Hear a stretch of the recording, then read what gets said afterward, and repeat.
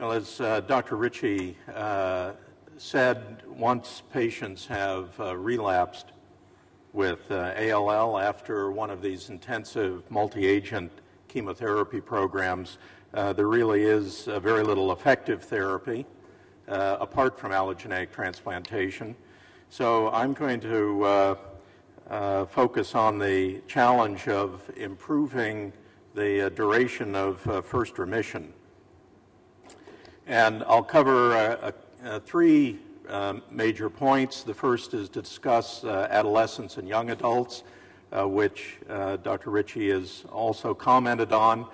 Here, I think one of the challenges for adult hematologists and oncologists is to improve the adherence to treatment. It's one of the lessons we're learning from the pediatric oncologists is that the treatment doesn't work if the patient doesn't receive it or doesn't take it. This is perhaps even more important than the particular recipe that the patient is prescribed. Then we'll spend a little bit longer on the issue of Philadelphia chromosome positive ALL, and particularly the introduction of the tyrosine kinase inhibitors, but also the importance of hematopoietic stem cell transplantation, and finally the role of some novel agents in development. So you've seen this slide in the previous presentation. This looks at the results of a Spanish trial extending the pediatric approach to young adults. Here in blue, 35 adolescents ages 15 to 18 and 46 young adults up to the age of 30. And you can see the event-free survival in this single-arm trial of 60% at 6 years, which I think is better than most trials have reported on. And the French trial, again, using a pediatric-inspired approach to treat young adults, resulting here in overall survival of about 60% out at 4 years' time.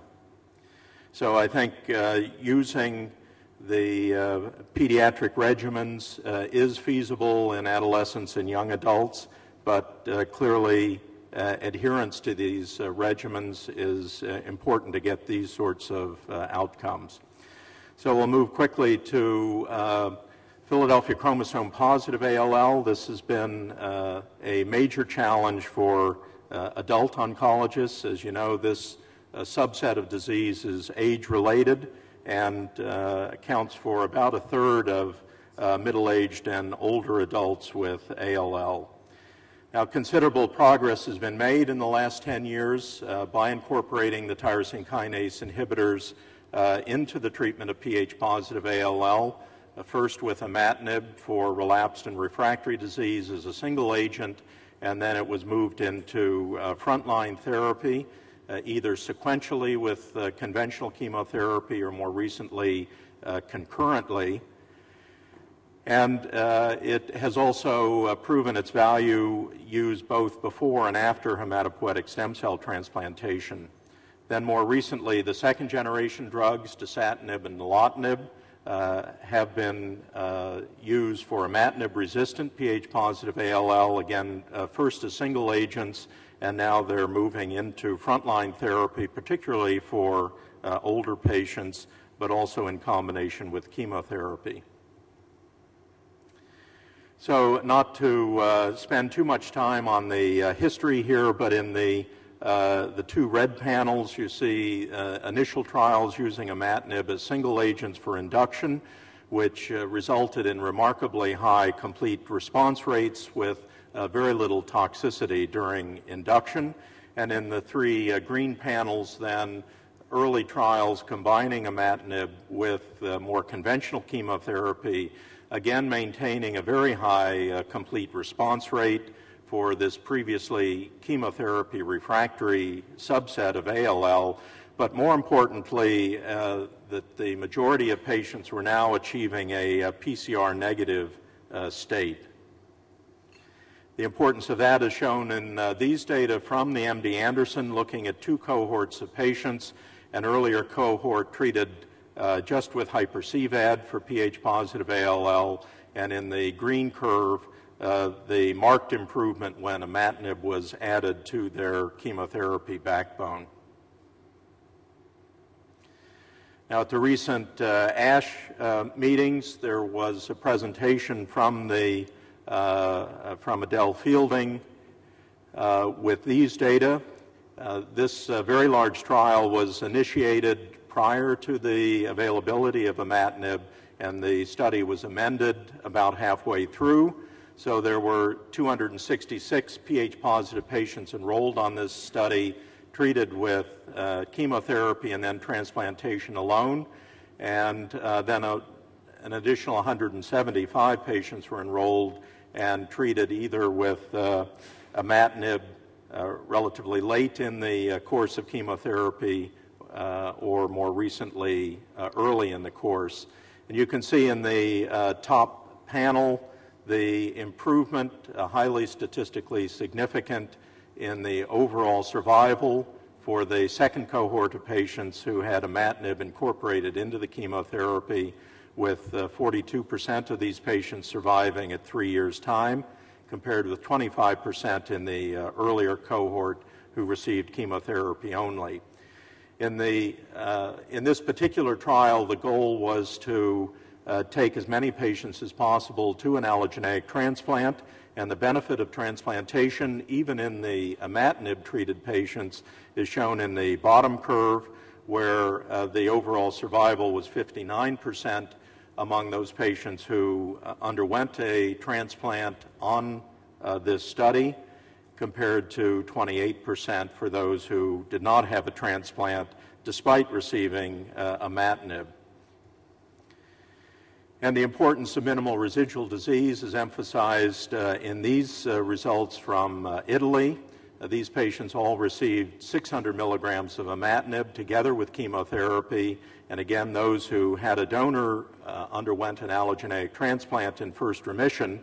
But the disease-free survival, as noted here, was 67% for those who were transplanted while in a molecular remission, versus only 42% for those who were in a cytogenetic response but still had minimal residual disease positive. This suggests that getting patients into a deeper molecular response prior to the transplant may result in better overall survival.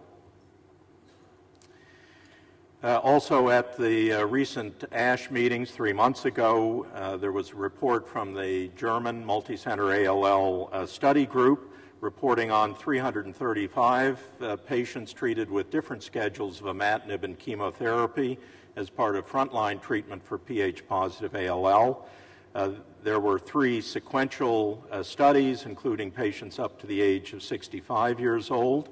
And in the third of these studies, 179 patients received imatinib at 600 milligrams a day, together with induction and consolidation chemotherapy, until they could undergo an allogeneic transplant. As you can see, the CR rate is high at 86%. The induction death rate was 11% in this multi-center trial, and 33% of patients achieved a PCR negative state after the consolidation treatment. For those 106 patients who underwent an allogeneic transplant, and these were both matched-related and unrelated donors, the disease-free survival at 3 years was 72%, and it was noted that there was no difference between the outcomes for those who had sibling or unrelated donors. There, unfortunately, is still relapses occurring after hematopoietic cell transplantation, and also non-relapse mortality associated with the transplant. However, the conclusions to be drawn from this study are that the earlier use and more prolonged use of imatinib together with chemotherapy gives superior outcomes after hematopoietic cell transplantation. Now, what about pH-positive patients who do not have an allogeneic donor?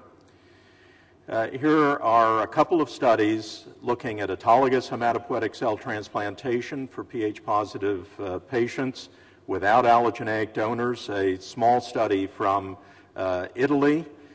You can see in the left-hand panel, the blue curve is actually the survival of 9 patients who underwent an autologous transplant compared to 45 patients in the yellow curve who had an allogeneic transplant.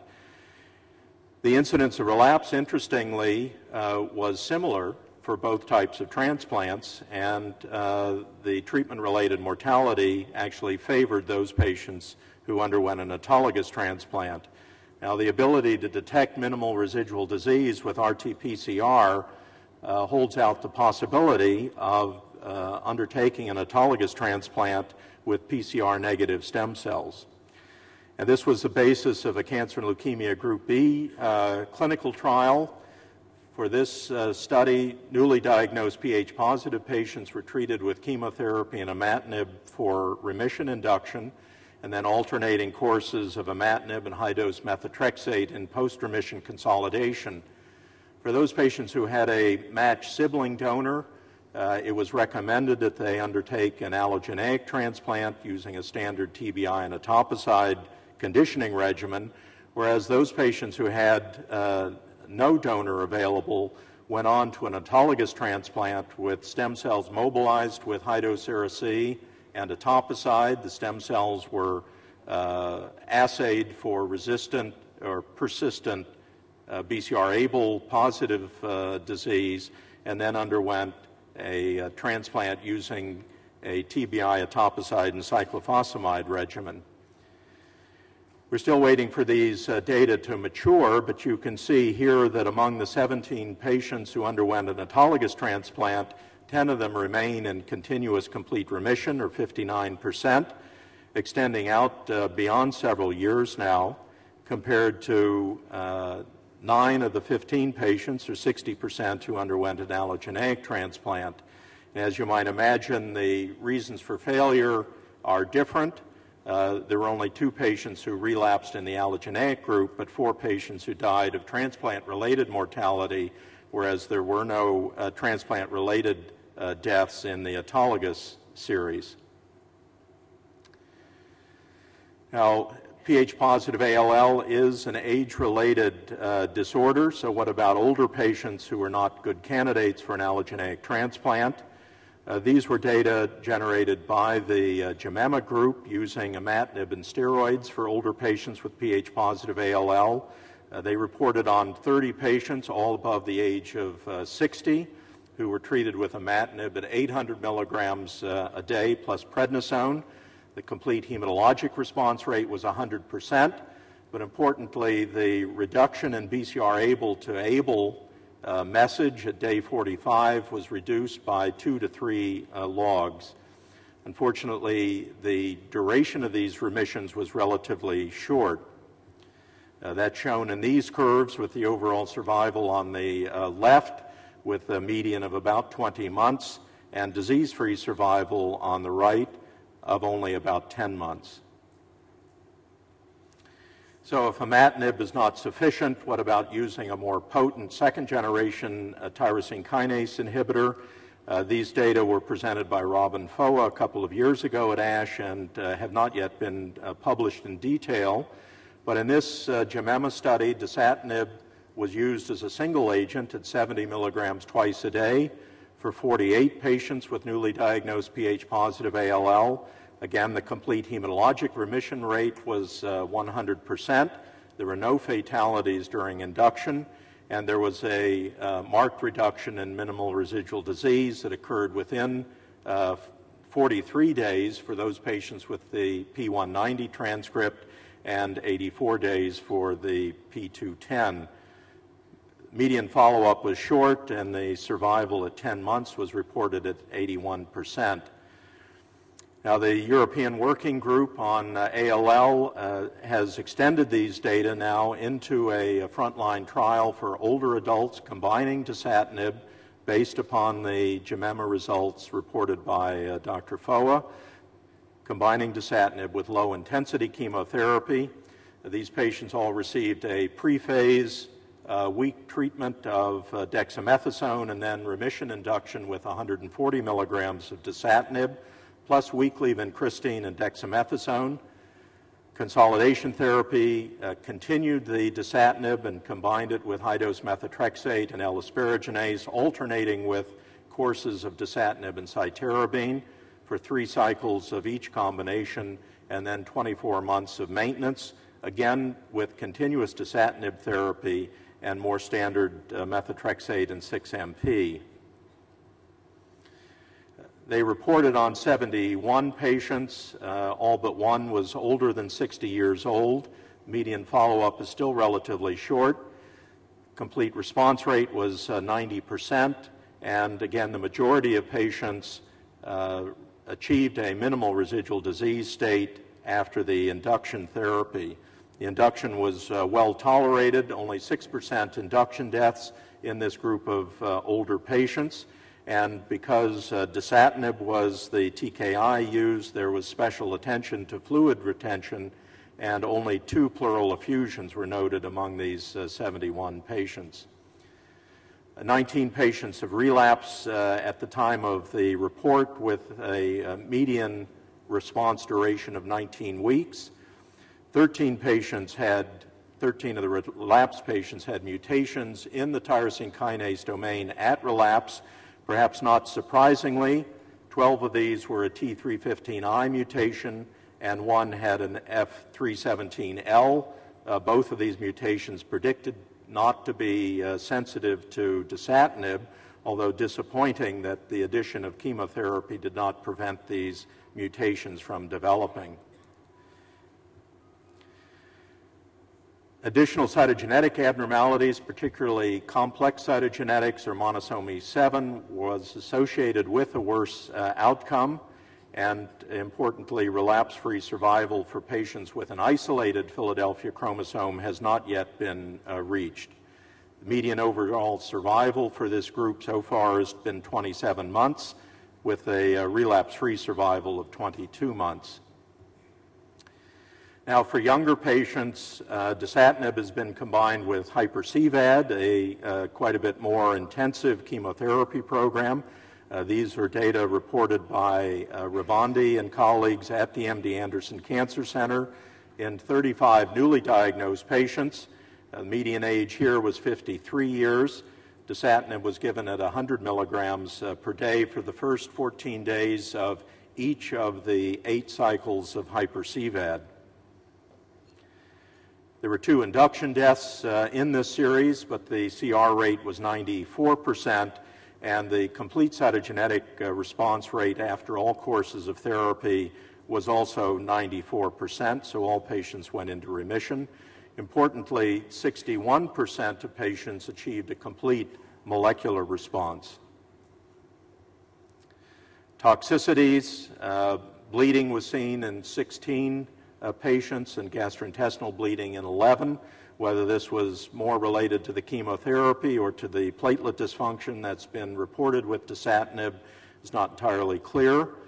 Again, pleural effusions were monitored closely. There were 8 that occurred, but only 2 during induction. The other 6 occurred later during the course of treatment. Median follow-up is still relatively short.